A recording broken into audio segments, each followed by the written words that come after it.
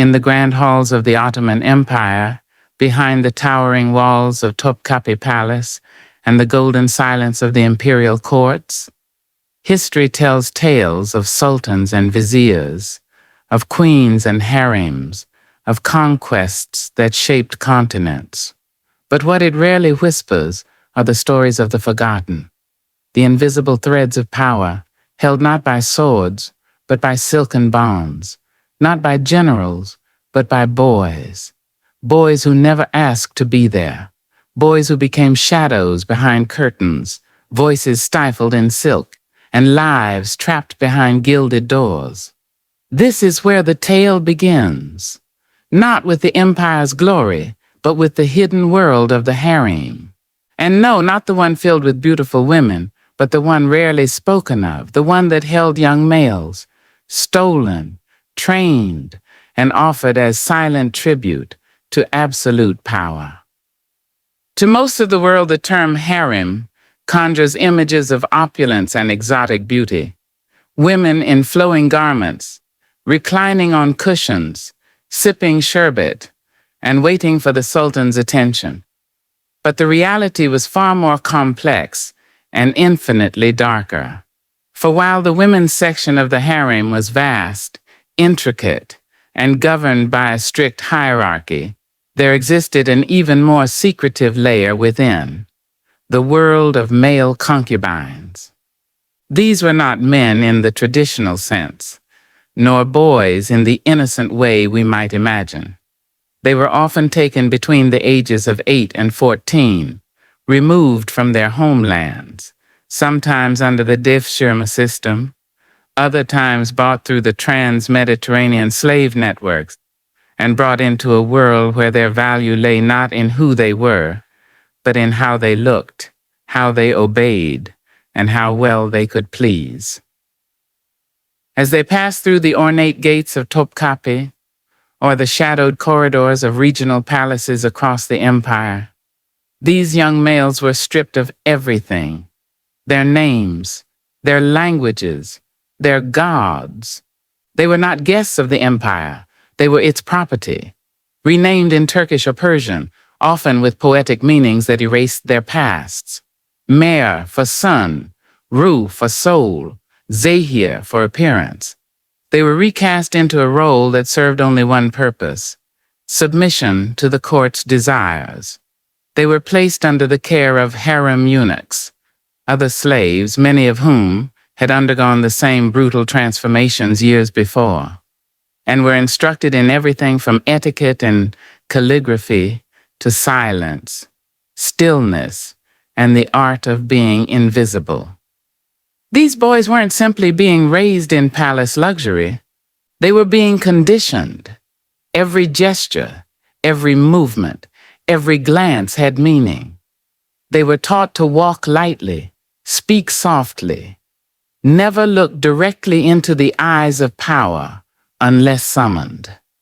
They were sculpted to become perfect instruments of royal pleasure, never to speak of their past, never to dream of a future. While outwardly, their lives may have looked like paradise to the outsider: golden chambers, exquisite clothing, silver trays of sweetened fruits. Inside, their souls were caged. The walls around them were velvet covered, yes, but they were still walls. They were never allowed to leave the inner court unless granted specific permission. Their letters were censored, their thoughts policed, their desires irrelevant. And while some may argue that their placement in the palace offered security, education, and even a chance at influence, what they miss is the price paid. These boys were not treated as human beings with potential. They were commodities. Their beauty, youth, and pliability were all that mattered. Those who were found pleasing could be elevated to a special status, granted more lavish quarters, better food, even fine gifts. But even this came with a knife edge of risk. A new favorite concubine could displace an old one in a single night. And when that happened, the consequences ranged from exile to forced silence in a locked chamber, or worse. They became pawns in a game of courtly pleasure and political maneuvering. While the Grand Vizier debated military strategies in the divan, and the Sultan's mother schemed for influence over succession, these boys remained behind lattice screens, used, then forgotten. The irony is that these male concubines, despite their proximity to power, had absolutely none of it. They were voiceless in a world where every whisper could shift empires. And if they ever resisted, if one showed defiance or disobedience, the Ottoman court had perfected the art of removal, quiet, swift, final. This hidden world of male concubinage existed in silence, protected by custom, concealed by architecture, and enforced by fear. There were no records of their inner thoughts, no paintings with names, no graves with eulogies. The court ensured that the illusion of imperial grandeur remained untouched.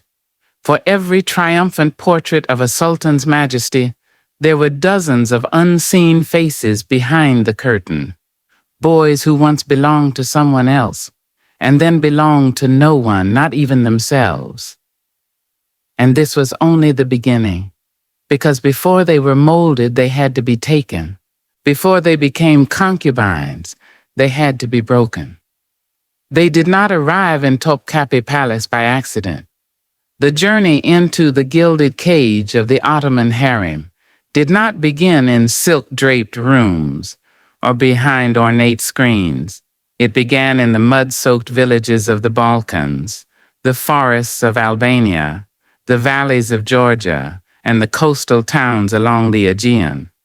It began with hooves and iron, with boots pounding into homes, with children being torn from their mothers in the dead of night. These were not kidnappings in the traditional sense. They were state policy. An entire imperial machine was built to supply the court with obedient, malleable boys. Through brutal systems masked as recruitment, justified as tradition, and sanctified through conquest. This machinery bore a name, devshirme, a practice cloaked in divine approval. Devshirme was nothing less than a forced collection of Christian boys from the empire's European territories. Ottoman soldiers, often accompanied by clerks and palace scribes, would descend upon towns with imperial edicts in hand. They would inspect boys like livestock, checking teeth, posture, and appearance. The most handsome, the most promising, the most physically symmetrical were chosen. Mothers begged, fathers wept, but resistance meant execution and silence meant survival.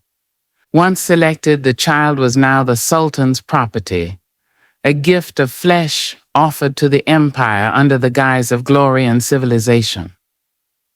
These boys were marched hundreds of miles on foot, chained together like cattle, sometimes starving, sometimes freezing, and always terrified. Many never made it. Those who did arrived in Istanbul emaciated, hollow-eyed, but still young enough to be reshaped.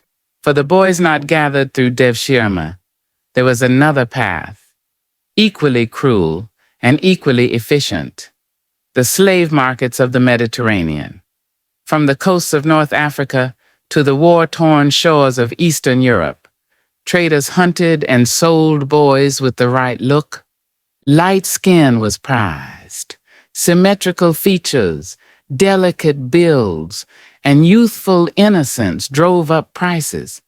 These boys were purchased not for labor but for pleasure. Their destinies were already written long before they stepped onto Ottoman soil. Once under imperial custody, the next phase began, the stripping of identity. Their names, rooted in family and faith, were erased. A boy named Nicola might become Ali. A Mihai might become Kemal. They were forced to convert to Islam, not as an act of spiritual transformation, but as a form of erasure. Their languages were forbidden. Their memories became liabilities. The empire did not want boys with pasts. It wanted blank slates, bodies without anchors. The palaces that awaited them were beautiful, yes, but they were also laboratories of psychological conditioning. Training was brutal in its own quiet way. Boys were not beaten with whips. They were suffocated with discipline. For those destined for military roles, the path ahead led to the janissaries. But for those hand-picked by eunuchs and court officials for their beauty and docility, the path diverged into silence.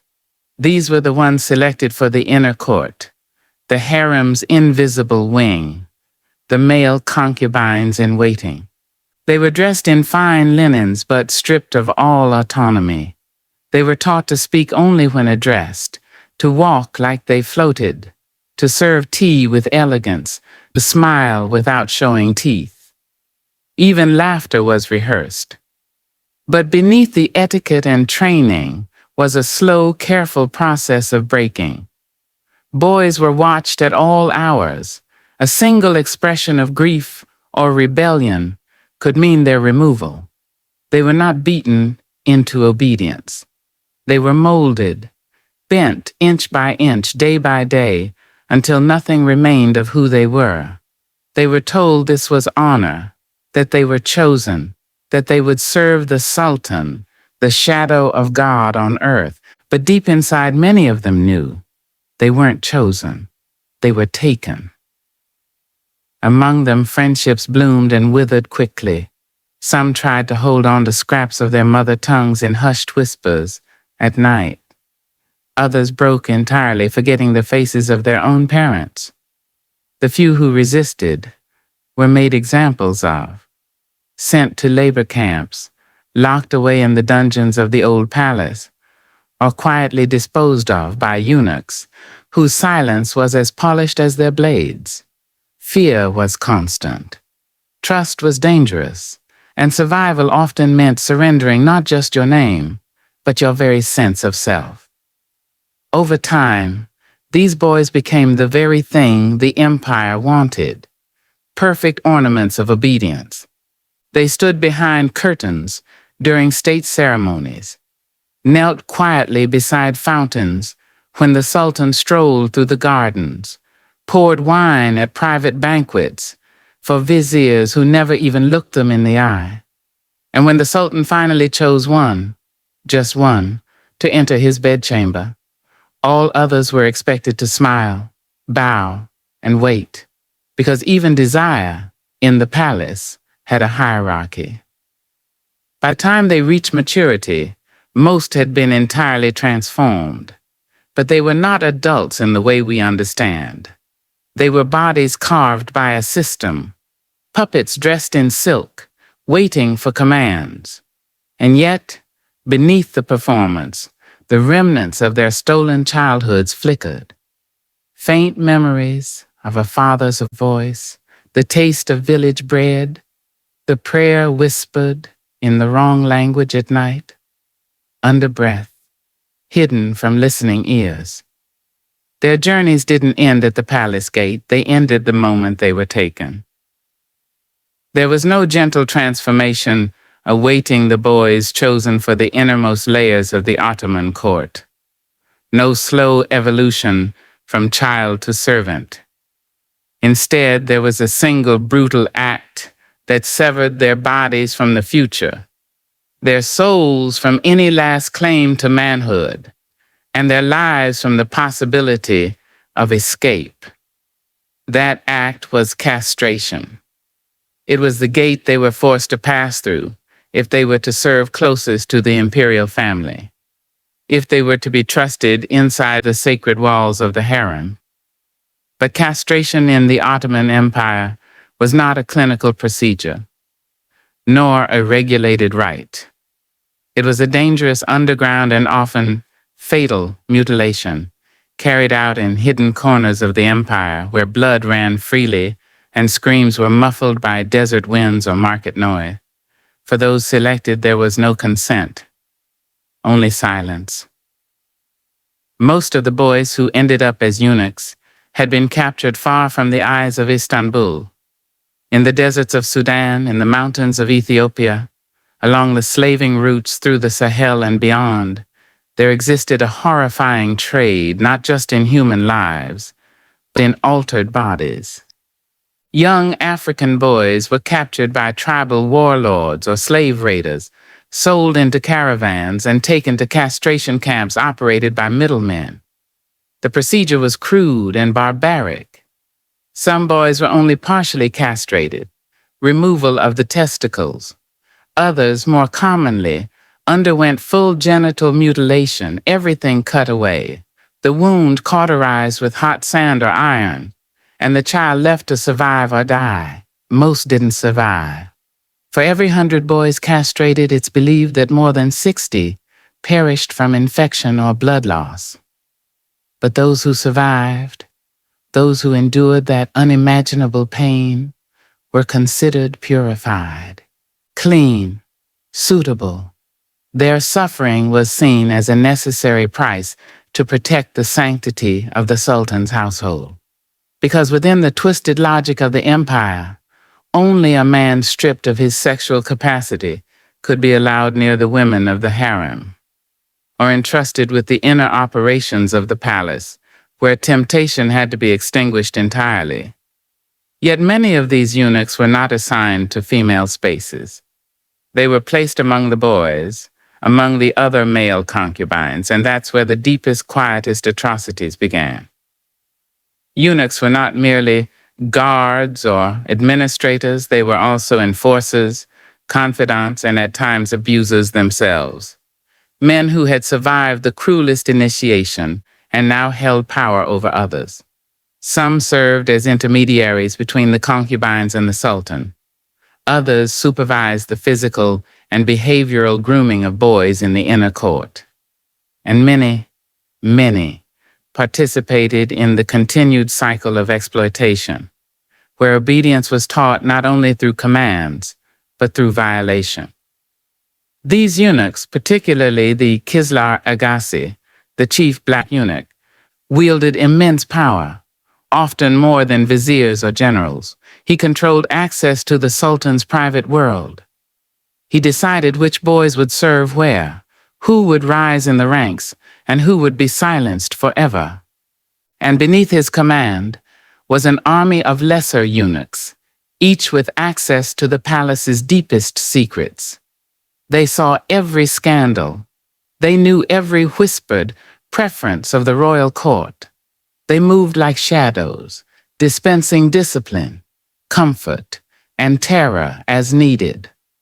The horror of the eunuch's role wasn't only in what had been done to them, but in what they became part of. Stripped of their own futures, they became instruments in the erasure of others. They ensured that the male concubines remained docile, submissive, and grateful. They monitored every interaction. They reported every sign of resistance. They rewarded silence and punished emotion. In this world, a boy who cried was watched closely. A boy who asked questions was considered dangerous. A boy who tried to flee simply disappeared. And yet, in the sick architecture of Ottoman court life, the system worked. It functioned with horrifying precision. Castration was not merely physical, it was spiritual. It was psychological. It reduced a human to an object, and then reintroduced him into society not as a person, but as a function. The eunuch, the concubine, the servant, all operating in roles so controlled and codified that deviation meant death. No one ever discussed what was lost. No one dared. What made it even more insidious was how the empire masked the brutality behind a veil of refinement. Eunuchs wore embroidered robes, held jeweled staffs, and were described in chronicles as faithful, disciplined, pious. They were painted in artwork as elegant, wise, serene, but the truth, buried beneath layers of courtly propaganda, was far more disturbing. These men were the broken survivors of a machine that turned pain into power, and power into silence. And in many cases, the only way to survive the palace was to become part of that silence. Some of the boys, years later, would rise to positions of influence. They might oversee harems, control palace finances, or even whisper into the sultan's ear. But no matter how high they climbed, the scars beneath their robes never faded. They were never men in the eyes of the empire. They were never whole in their own memories. They were shadows, echoes of what they might have been, trapped in a world that taught them to obey or vanish. This was the price of proximity to power. This was the empire's method for ensuring loyalty, not through trust, but through irreversible mutilation. And for those who lived through it, there was no return, only endurance. Within the still air of the Sultan's palace, where whispers traveled faster than footsteps, and every gesture could spark a war of envy, there existed a silent hierarchy more dangerous than the battlefield. Among the countless faceless boys and broken souls confined within the imperial harem, a select few found themselves rising into the rarest and most perilous of positions. The Sultan's favorites. To the outside world, it may have seemed like a miracle. A discarded boy, once a nameless captive, now adorned in silk, bathed in rose water, fed delicacies from silver trays, and kissed by the favor of the most powerful man in the empire. But this ascent was not salvation. It was a trap wrapped in luxury.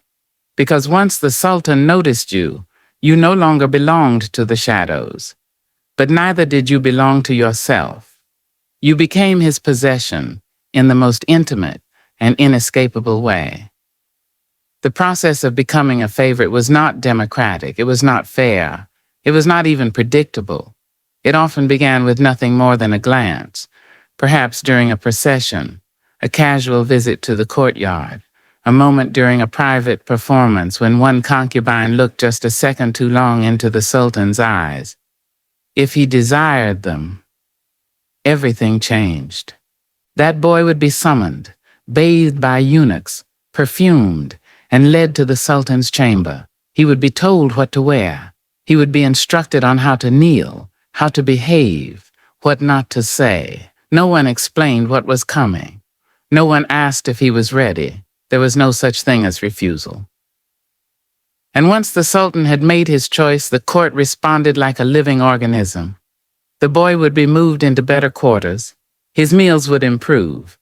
He would receive gifts, gold-threaded robes, ornate jewelry, rare oils. He might even be given a new name, something majestic or poetic, a name that marked his new status as the Sultan's intimate companion. But these were not rewards. They were signals. Signals to others in the harem, in the palace, and throughout the empire that this boy had become something more than a servant. He had become a symbol of the Sultan's whim. And with that came both power and danger.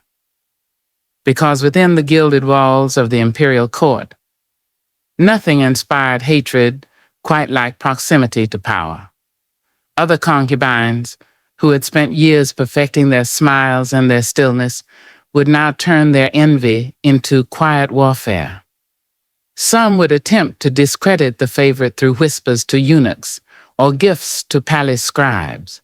Others would try to win the Sultan's gaze by mimicking his taste or even sabotaging his chosen companion. There were cases, recorded only in private European envoy letters and hidden chronicles, of favorites being poisoned or quietly sent away under fabricated accusations of insolence or treason. Yet for those who managed to hold on to the Sultan's affection, a strange form of influence became available to them. The Sultan, isolated in a world where few dared to speak freely, often found comfort in those who shared his bed. In moments of vulnerability, in the candle-lit silence of his private quarters, He might confide in a favorite what he would never say to his viziers. Some favorites, over time, learned to leverage this intimacy, voicing subtle opinions, shaping moods, even influencing decisions that would ripple across provinces. But this influence was never stable. It was built entirely on desire, and desire was fleeting. A single night could change everything. One shift in the sultan's mood, one slip of the tongue, and the favorite could find himself cast out, forgotten, ignored, or worse, accused. The stories of these men, boys really, rarely ended well. Even when they were not violently removed, they often faded into a quieter kind of oblivion. Some were sent to other palaces under the guise of appointments. Others were kept within the court, their status reduced, their names stripped from records. They were not permitted to marry. They could not leave without permission. Their rise to favor had been an illusion of power, not a path to freedom. And the same system that had raised them could so easily erase them when they were no longer pleasing to the throne. What makes their suffering even more haunting is how rarely it was acknowledged. Official Ottoman records almost never named male concubines, especially favorites. They were referred to in euphemisms or completely omitted. Only the most powerful among them, those who later transitioned into roles as advisors or intermediaries, appear briefly in footnotes of court documents or foreign diplomat reports. The rest remain ghosts, flickers of presence in an empire that preferred its truths hidden behind silkscreens. Even within the harem itself, their stories became warnings. New concubines were taught to obey, to remain invisible, to never rise too fast. Because in the world of the sultan's inner palace, being seen too clearly could get you everything, and then take it all away. The luxury was a mirage, the affection conditional, and behind every reward lay the looming threat of ruin. To be the sultan's favorite was not a position of honor. It was a role played on a stage where the curtain could fall at any moment. And when it did, no one outside those silent halls would ever know your name. There were no letters, no diaries, no etchings carved into stone, no graves that bore their names. The boys who served in the shadows of the Ottoman Harem were not just stripped of freedom or identity. They were erased entirely. Their lives, though woven into the very fabric of imperial power, left behind almost nothing in the historical record. Nothing, that is, except silence. A silence so heavy, it blankets the centuries like dust over a forgotten room. These were lives deliberately undocumented, men intentionally unwritten. They were shaped, broken, used, and then dissolved into the folds of history, like whispers never meant to be heard again. In a society where documentation was carefully curated by palace scribes, and where the pen was used not to tell the truth, but to preserve illusion, the existence of male concubines was something to be downplayed, sanitized, or omitted altogether. The empire had every reason to hide it. To admit that young boys were taken, castrated, conditioned, and used for the pleasure and political whims of the court would have contradicted the image of divine justice and patriarchal moral order the empire claimed to uphold. And so the scribes turned away. Court historians wrote of military victories, architectural achievements, and grand councils, but the inner lives of the sultan's chosen ones vanished between the lines. The palace operated on secrecy, and secrecy was its strongest defense. The boys were never allowed to speak freely. They were not interviewed, not sketched, not named. Even foreign visitors, ambassadors, merchants, and spies were forbidden from entering the harem, and those who learned of its inner workings through bribes or whispers often recorded only the vaguest of impressions. When European chroniclers did mention male concubines, it was through rumor or hearsay, often exaggerated or cloaked in Orientalist fantasy. The truth, the raw human pain of these boys remained out of reach. And yet, through fragments, something of their existence survives. A single line in a Venetian letter, a scribbled note in the margin of a German envoy's report, a rare mention in an old Ottoman court document where the word kole or gilman appears. Slave, boy servant, referring to someone granted fine robes for reasons never explained. These are not stories. They are echoes, hints of lives that pass through corridors no historian ever fully entered, and each fragment only sharpens the void left behind. It wasn't just the system that erased them, it was time. These boys died young, many from infections after castration, others from beatings, punishments, or mysterious disappearances when they fell from favor. The few who survived into adulthood remained locked within the palace until they were no longer useful. Some were quietly relocated to other estates or provincial courts, their status never acknowledged again. They were never allowed to marry. They could not own property without permission, and they rarely left behind descendants who might tell their story. They died as they lived, in silence. Even within the harem, where everyone knew the truth, there was no space to remember them. The women of the court were trained to accept the presence of eunuchs and male concubines as normal, even necessary. They too were trapped in a hierarchy where survival meant never asking questions, and so the boys passed through like ghosts.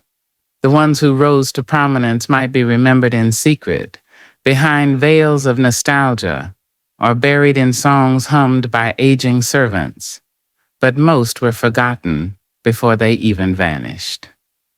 In modern times, scholars seeking to piece together this hidden history are left with almost nothing. Ottoman archives are vast, but they focus on administration, military campaigns, land disputes, and royal genealogies. The inner world of the palace, unless it touched diplomacy or scandal, remained undocumented. When questions are asked today about how many boys were kept, who they were, where they came from, how they lived and died, the answers are mostly speculation. The empire's greatest cruelty was not just in what it did to these boys, but in how thoroughly it buried them afterward. And yet their absence speaks volumes. It reveals how a civilization can construct a towering empire while standing on the backs of those it refuses to acknowledge. How power can operate, not just through violence, but through erasure.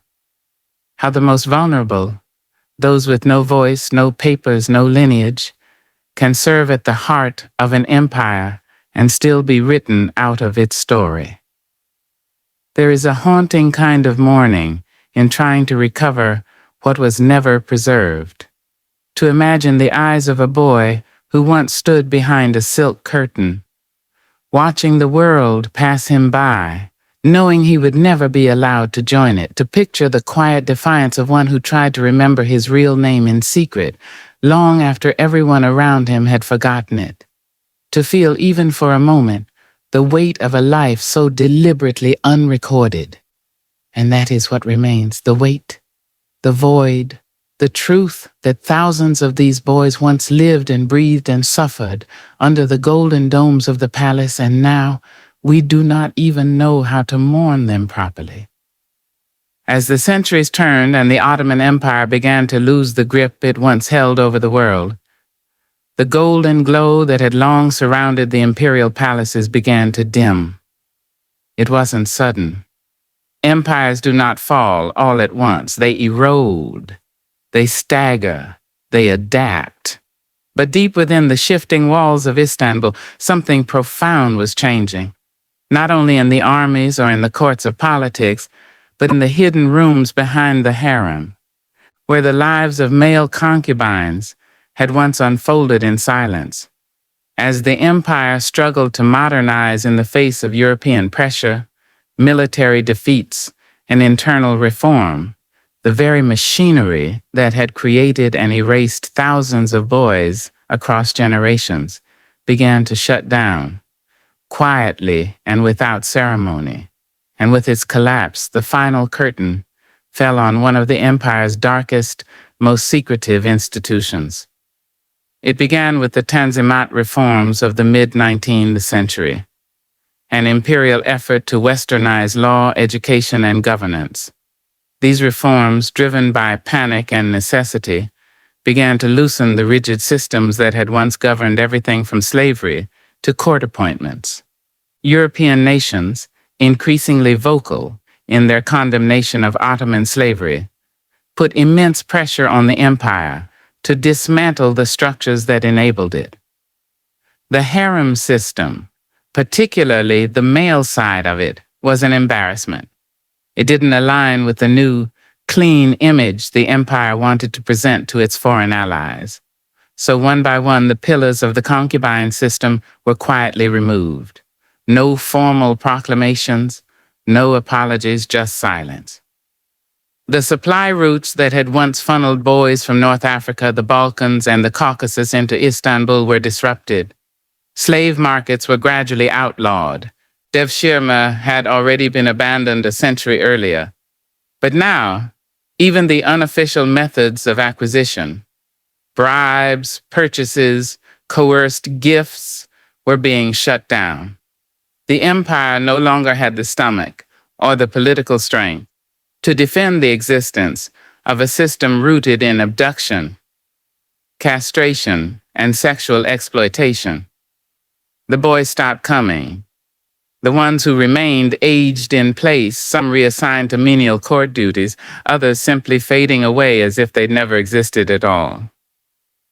As the physical presence of male concubines disappeared, so too did their place in the cultural narrative. Modern Turkey, born from the ashes of the empire in the early 20th century, was desperate to redefine itself. It sought to be secular, progressive, rational, a clean break from the excesses and secrets of the Ottoman past. In this vision of the new republic, there was no room for the harem, no room for eunuchs, no room for boys who had once served in silence behind the veil of imperial privilege. The archives were closed, rewritten, or left to decay. What had once been one of the most tightly guarded institutions of the empire became an embarrassment, too shameful to confront, and too politically dangerous to discuss.